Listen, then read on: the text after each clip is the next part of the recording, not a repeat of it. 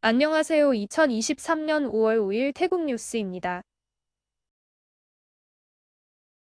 태국은 지역 경제와 관광 활성화, 더 많은 관광객을 유치하기 위해 안다만해와 역사공원 두 곳의 세계문화유산 등록을 추진하고 있다고 합니다. 7일은 사전투표일로 전날 오후 6시부터 당일 오후 6시까지 주류 판매가 금지됩니다. 내외국인을 막론하고 위반 시 6개월의 징역과 1만 바트의 벌금형에 처해진다고 당국이 경고하고 있습니다.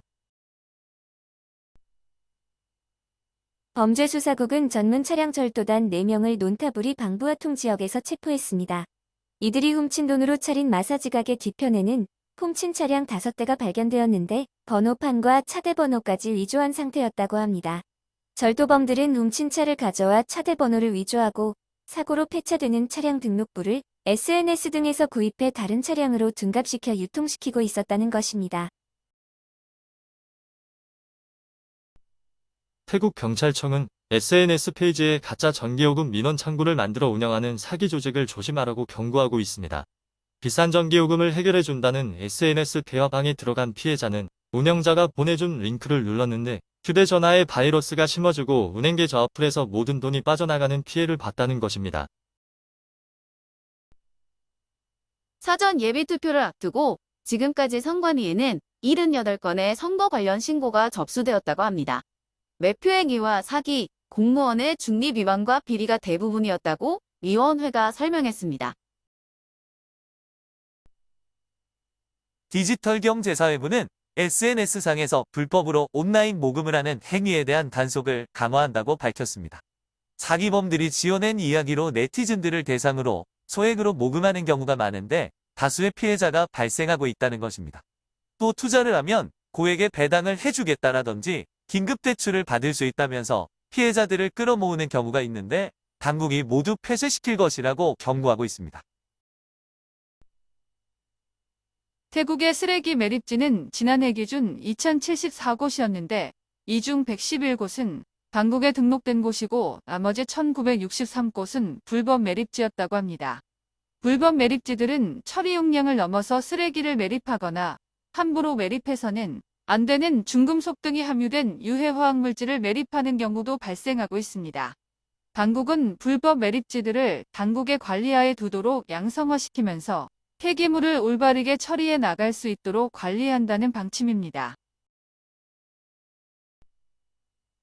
중앙수사국과 식약국은 유명 피부과 클리닉의 이름을 도용해 불법 건강보조식품이나 화장품을 제조해 유통하던 베트남인 2명을 체포했습니다.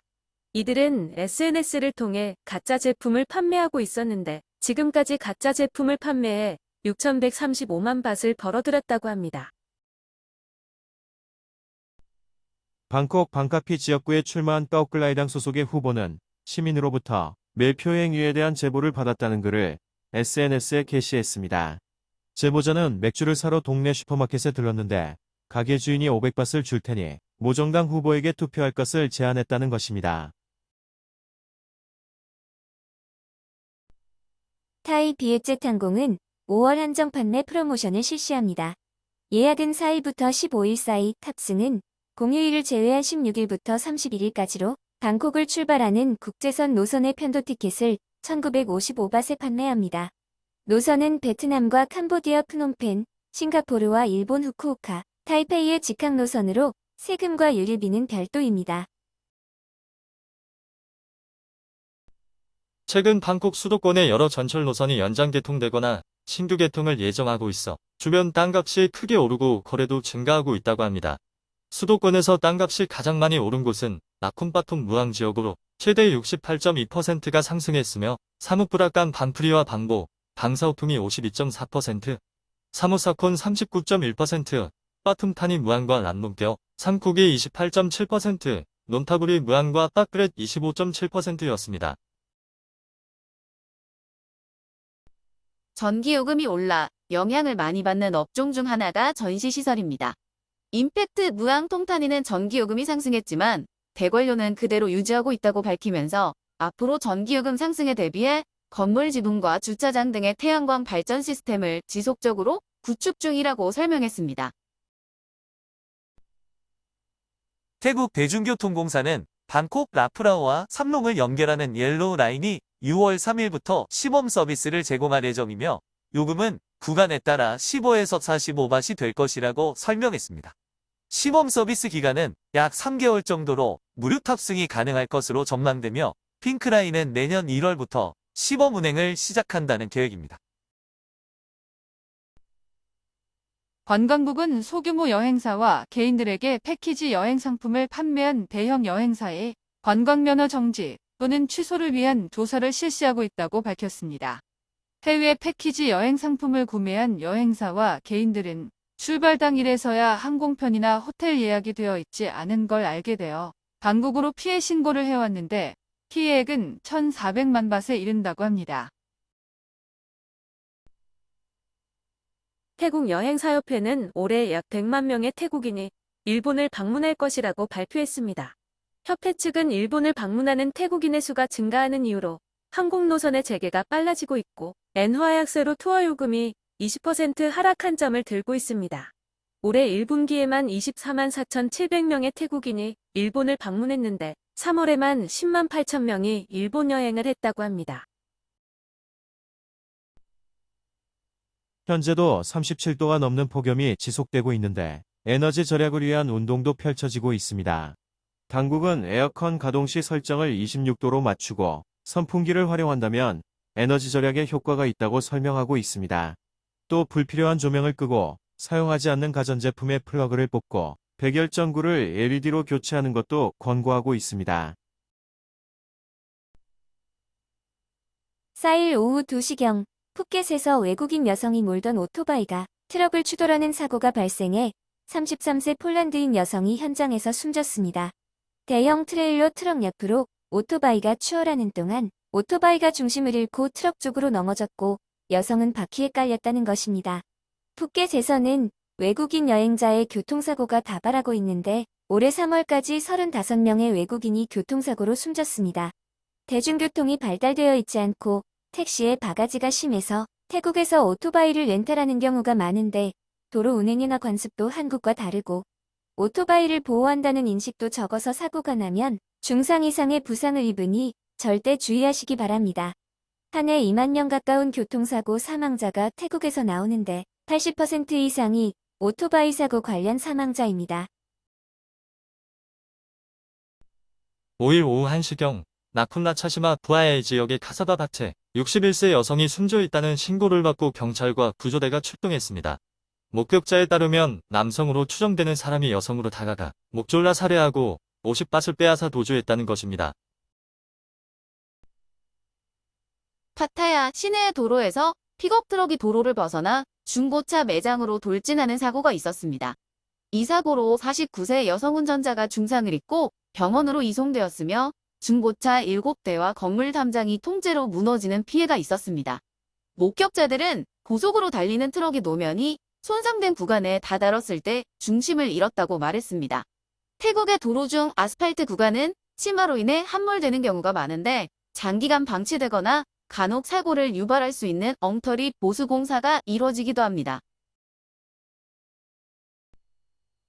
솜클라하샤의 소비세국과 경찰은 밀수 담배를 싣고 가던 8대의 중형 트럭을 적발했습니다. 트럭에는 2,800만 바트 상당의 담배 31만 4,500밭이 실려 있었는데 용의자들에게는 3억 바트의 벌금이 부과될 것이라고 합니다. 야소톤 따띠오 지역에는 새로 포장된 왕복 2차선의 아스팔트 도로가 지난해 개통되었다고 합니다.